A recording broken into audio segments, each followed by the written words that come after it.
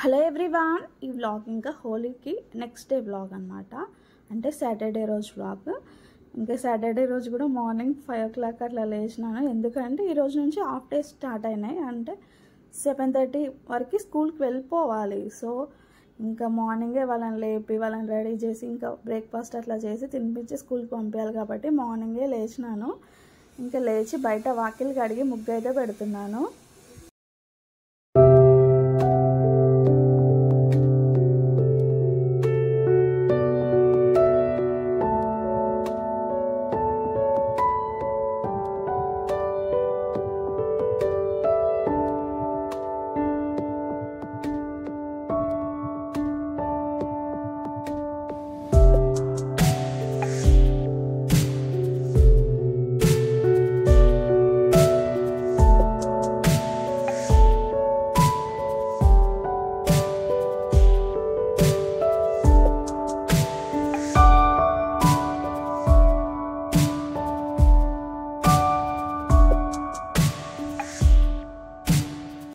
ఇంకా పిల్లలకి ఆ రోజు బ్రేక్ఫాస్ట్కి దోశలు వేసిచ్చాను. ఇంకా దోశ పిండి ఉండే అయితే దోశ వేసిచ్చాను. చట్నీ అట్లా ఏం చేయలేదు. కాకపోతే ఈజీగా అయిపోయేది. ఏంటంటే ఉల్లిగడ్డ కారం చేసిచ్చాను. ఆనియన్స్ని చిన్నగా కట్ చేసి అందులో కారం, ఉప్పు, ఆయిల్ వేసి మిక్స్ చేసుకొని దోశలలో వేయడమే. చాలా బాగుంటుంది. అంతా వితిన్ 2 secondsలో అయిపోతుంది ఆనియన్స్ కట్ చేసి ఉంటే.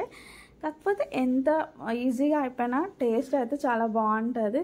మనము దోశ వేసి దానిపైన ఈ ఉల్లిగడ్డ కారం దోశ మొత్తం అప్లై చేసుకొని తిన్నా కూడా చాలా బాగుంటుంది. కొంచెం అప్లై చేసుకొని కొంచెం మారిన తర్వాత తిన్నా కూడా చాలా బాగుంటుంది అనమాట. పిల్లలకు కూడా చాలా ఇష్టం. ఇంకా వాళ్ళకి ఇచ్చేసిన వాళ్ళు తినేసి స్కూల్కి అయితే వెళ్ళిపోయినారు. ఇంకా రోజు సాటర్డే కాబట్టి నేనైతే పూజ చేసుకుంటున్నాను.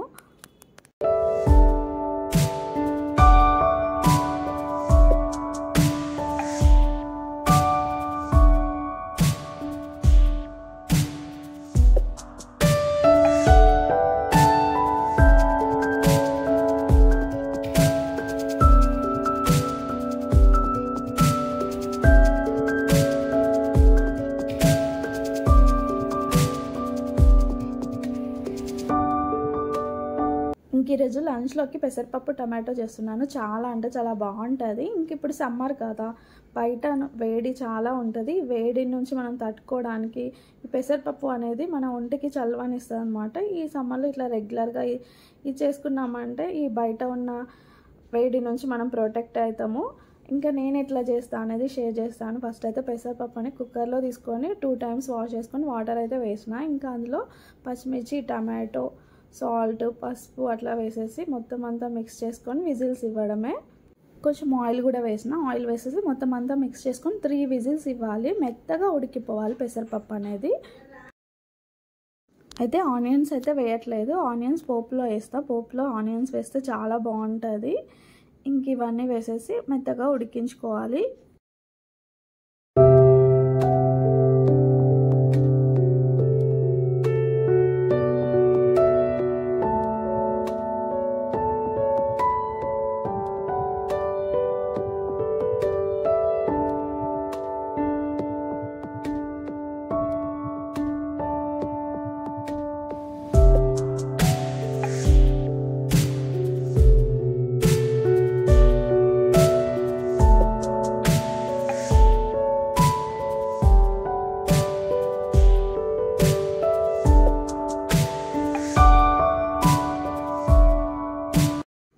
విజిల్స్ తర్వాత పప్పు అనేది మెత్తగా ఉడికిపోయింది. కాకపోతే గట్టిగా ఉంది కదా, కొంచెం వాటర్ వేసేసి పల్చగా చేసుకోవాలి. ఫస్ట్ అయితే సాల్ట్ వేస్తున్నాను. సాల్ట్ సరిపోలేదు అనిపించింది. తర్వాత ఒక పప్పు దువ్వతో మెత్తగా స్మాష్ చేసుకుంటున్నాను. పప్పు మొత్తం ఇంకా మెత్తగా చేసేసుకొని కొన్ని వాటర్ అయితే పల్చగా ఉండడానికి కొన్ని వాటర్ వేసేసి ఒక 10 minutes అట్లా స్టవ్ మీద ఉంచేసేయాలి.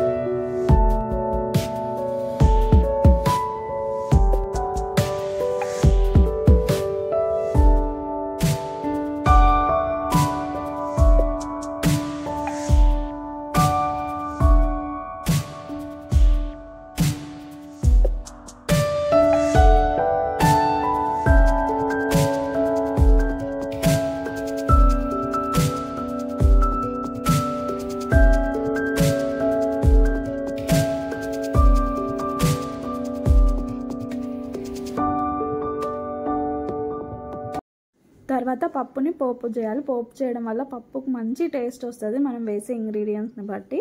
ఫస్ట్ అయితే ఒక బాండీ పెట్టేసి ఆయిల్ వేసేసి ఆవాలు జీలకర్ర వేయాలి.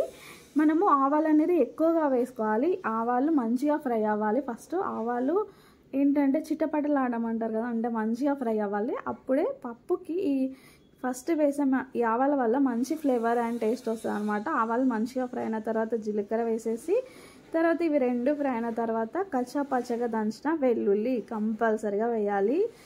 ఎంత బాగుంటుందో తెలుసా. ఫస్ట్ వెల్లుల్లి అనేది వేసిన తర్వాత ఫ్రై అయిన తర్వాత వచ్చే ఫ్లేవర్. ఇంకా వెల్లుల్లిని వేసేసి ఒక 5 minutes గోల్డ్ కలర్ వచ్చేదాకా ఫ్రై చేసుకోవాలి. ఇంక ఇందులో ఆనియన్స్ ఇప్పుడే వేస్తాము. ఈ ఆనియన్స్ వల్లనే ఇందులో టేస్ట్ అనేది మంచిగా వస్తుంది పప్పుకి. ఆనియన్స్ వేసేసి ఆనియన్స్ గోల్డ్ కలర్ వచ్చేదాకా ఫ్రై చేసుకోవాలి. ఇంకా ఆనియన్స్ మంచిగా ఫ్రై అయిన తర్వాత కరివేపాకు, ఎండుమిర్చి ఇవన్నీ వేసేసి ఇవి కూడా మంచిగా ఫ్రై అయిన తర్వాత పసుపు, ఇంకా మెయిన్ ఇంగ్రీడియంట్ ఏంటంటే ధనియాలు ఉంటాయి కదా, ధనియాలని ఒకసారి క్రష్ చేసుకోవాలి. మెత్తగా పౌడర్ లాగా కాదు, కొంచెం క్రష్ చేసుకొని వేయాలి. ఇవి పప్పులో ఈ క్రష్ చేసుకున్న ధనియాలు వస్తూ టేస్ట్ చాలా బాగుంటుంది. కంపల్సరిగా వేయండి. ఇవన్నీ వేసిన తర్వాత కొంచెం ఇంగువ కంపల్సరిగా వేయండి. పసుపు ఇవన్నీ వేసేసి ఇంకా మనం ఉడికించి పెట్టుకున్న పప్పుని ఇందులో వేసేసి ఒక 5 minutes అట్లా స్టవ్ మీద ఉంచినారంటే పెసరపప్పు టమాటో రెడీ అయిపోతుంది. చాలా అంటే చాలా బాగుంటుంది. చెప్పినా కదా ఫస్ట్ పప్పు ఉడికించడం ఒక ఎత్తు అయితే దీంట్లో పోపు వల్లనే పెసరపప్పు టమాటో కర్రీకి చాలా మంచి టేస్ట్ వస్తుంది అనమాట. ఇట్లా ఒకసారి ట్రై చేయండి, చాలా బాగుంటుంది. పిల్లలకైతే చాలా నచ్చుతుంది. ఏంటంటే ఇక్కడ మనం కారం అట్లా ఎక్కువ వేయట్లేదు, ఓన్లీ పచ్చిమిర్చి వేసినాను చూస్తున్నారు కదా కుక్కర్లో, అంతే. కారం ఎక్కువ ఉండదు, పిల్లలు ఇష్టంగా తినేస్తారు. అట్లాగే కమ్మగా ఉంటుంది అనమాట. సో చాలా బాగుంటుంది.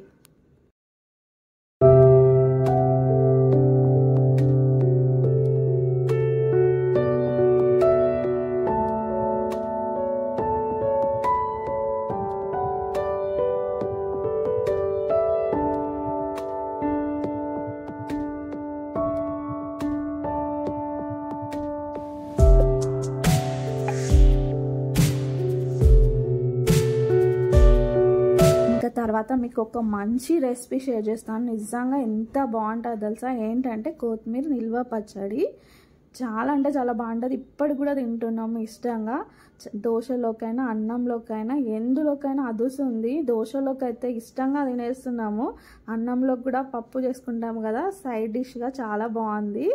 ఫస్ట్ అయితే కొత్తిమీరని తీసుకున్నాను. కొంచెం కాడలు కట్ చేసేసి చిన్నగా కట్ చేసుకొని, బాగా చిన్నగా ఏం అవసరం లేదు, కాడలు ఉన్నా బాగానే ఉంటుంది. ఒక 2 times అయితే మంచిగా వాష్ చేసుకోవాలి, ఎందుకంటే ఇసుక అట్లా ఉంటుంది కదా. బాగా వాష్ చేసుకొని ఒక జల్లెల్లోకి తీసుకున్నాక కొంచెం వాటర్ అంతా పోయిన తర్వాత ఒక క్లాత్ వేసేసి మనము ఈ కొత్తిమీరని ఆరవేయాలన్నమాట. ఇంకా ఇందులో ఉన్న వాటర్ అంతా పోయి డ్రై అవ్వాలి. నిల్వ పచ్చడి ఇది, ఒక 1 month దాకా ఉంటుంది నిల్వ పచ్చడి కాబట్టి వాటర్ అనేది ఏం లేకుండా చూసుకోవాలి. అందుకోసం ఇట్లా ఆరేయాలి కొత్తిమీరని మొత్తము. ఫ్యాన్ కింద ఉంచినా సరిపోతుంది. ఒక 3 hours అట్లా ఉంచితే ఎండిపోతుంది కొత్తిమీర తొందరగానే.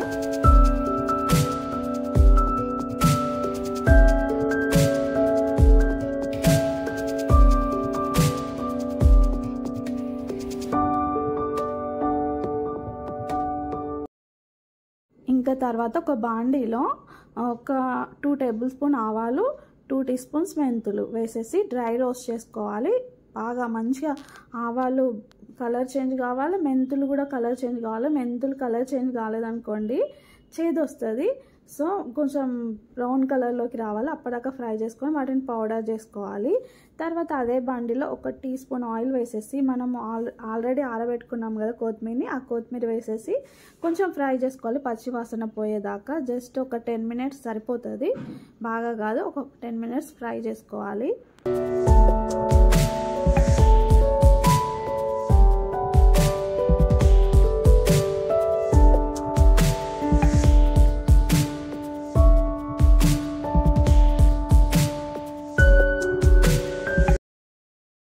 ఇంకా ఇంకా మనము కొత్తిమీరని వాష్ చేసినప్పుడే చింతపండుని కూడా నానబెట్టుకోవాలి. ఎంత అంటే ఒక పెద్ద నిమ్మకాయ సైజ్ అంత చింతపండుని నానబెట్టుకొని ఇంకా తర్వాత చింతపండు రసం తీసుకోవాలి. పల్చగా కాదు, చిక్కగా తీసుకొని ఈ చింతపండు రసాన్ని స్టవ్ మీద పెట్టేసి ఇది అంతా దగ్గరికి రావాలి. ఎట్లా అంటే గుజ్జులాగా రెడీ కావాలి, ఇట్లా చూపించిన విధంగా, వీడియోలో చూపించిన విధంగా.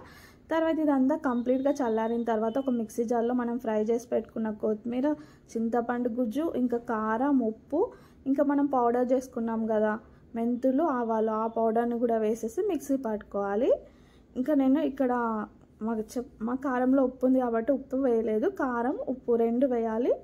ఇంకా పౌడర్ కూడా వేసేసి మెత్తగా కాదు, కొంచెం కొత్తిమీరే ఉండాలి పచ్చడి, చాలా బాగుంటుంది. అట్లా మిక్సీ పట్టుకోవాలి.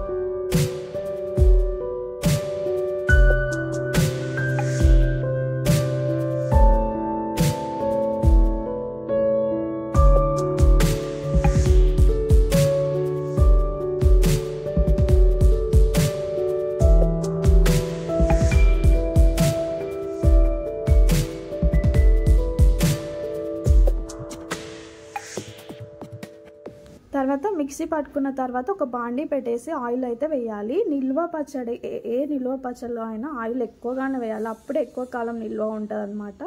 ఇక్కడ నేను మళ్ళీ ఆయిల్ పల్లి నూనె తీసుకోవాలి. నువ్వుల నూనె, పల్లి నూనె తీసుకుంటే మంచి టేస్ట్ వస్తుంది. నేను ఒక పెద్ద కప్పు పల్లి నూనె అయితే వేసినాను. నూనె మంచిగా హీట్ అయిన తర్వాత ఆవాలు వేయాలి. ఆవాలు ఎక్కువగానే వేయాలి. ఆవాలు మంచిగా ఫ్రై అవ్వాలి, చెప్పిన కదా చిటపటలాడాలి. అప్పుడు జీలకర్ర వేయలేదు, జీలకర్ర అవసరం లేదు. తర్వాత కచ్చపచ్చగా దంచిన వెల్లుల్లి, కరివేపాకు, ఎండుమిర్చి ఇవన్నీ వేసేసి ఇవన్నీ మంచిగా గోల్డ్ కలర్ వచ్చేదాకా, బాగా మాడొద్దు, గోల్డ్ కలర్ వచ్చేదాకా ఫ్రై చేసుకొని ఇందులోనే కొంచెం 1 టీ స్పూన్ పసుపు వేసేసి మనం మిక్సీ పట్టుకున్నాం కదా ఆ కొత్తిమీర పచ్చడిని వేసేసి మొత్తం అంతా మిక్స్ చేసుకోవాలి. స్టవ్ ఆన్లోనే ఒక 5 మినిట్స్ అట్లా కలుపుకొని, కొంచెం గట్టిగా ఉంటుంది కాబట్టి మొత్తం అంతా మిక్స్ అయ్యేదాకా మిక్స్ చేసుకొని స్టవ్ ఆఫ్ చేసుకున్నారంటే ఎంతో టేస్టీగా ఉండే కొత్తిమీర నిల్వ పచ్చడి రెడీ అయిపోతుంది.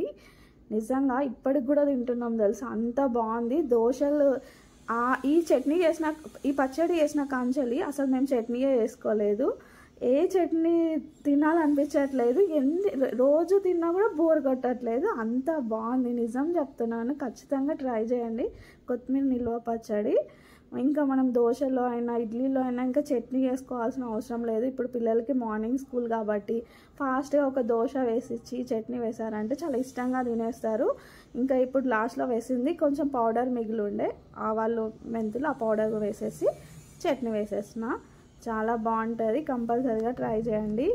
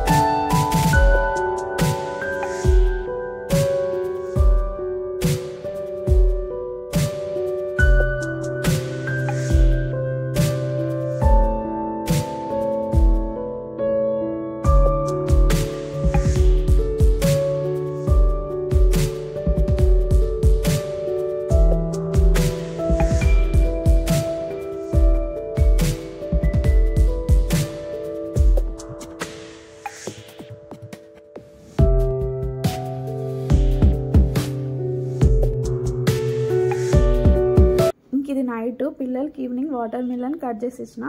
ఆ వాటర్ మిలన్తో తొక్కతో మీకు టూటీ ఫ్రూటీ ఎలా చేయాలో చూపిస్తాను.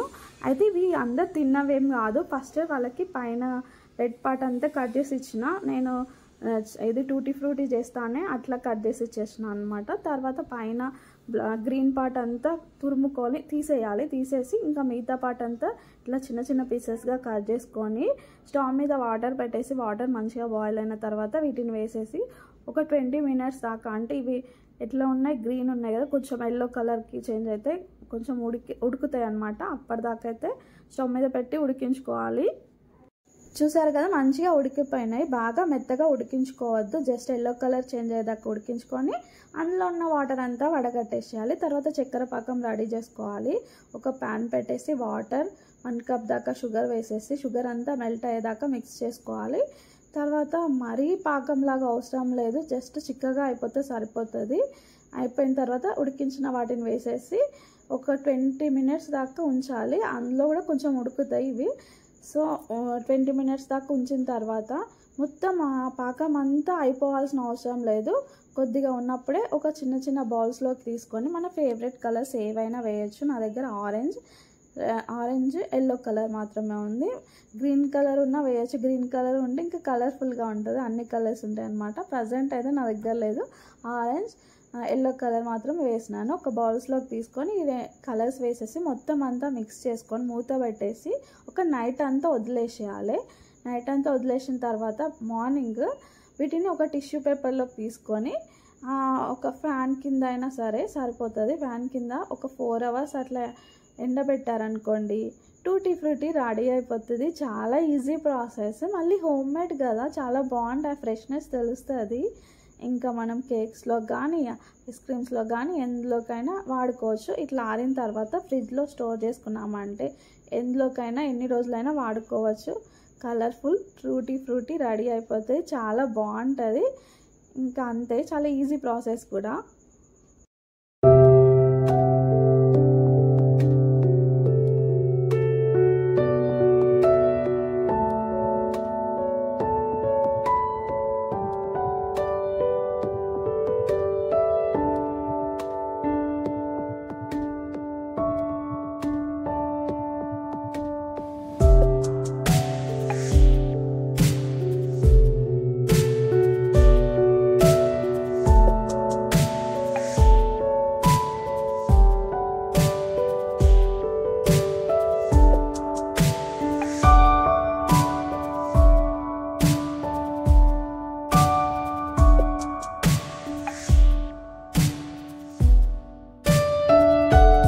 చూసారు కదా టూటీ ఫ్రూటీ మంచిగా రెడీ అయిపోయినాయి. ఇక్కడితో ఈ వ్లాగ్ ఏం చేస్తున్నాను. వ్లాగ్ నచ్చితే లైక్ చేయండి, మీ ఫ్రెండ్స్కి షేర్ చేయండి అండ్ సబ్స్క్రైబ్ చేసుకోవడం మాత్రం మర్చిపోవద్దు. ఇంకొక వ్లాగ్తో మీ ముందుకు వస్తాను. అంతవరకు బాయ్.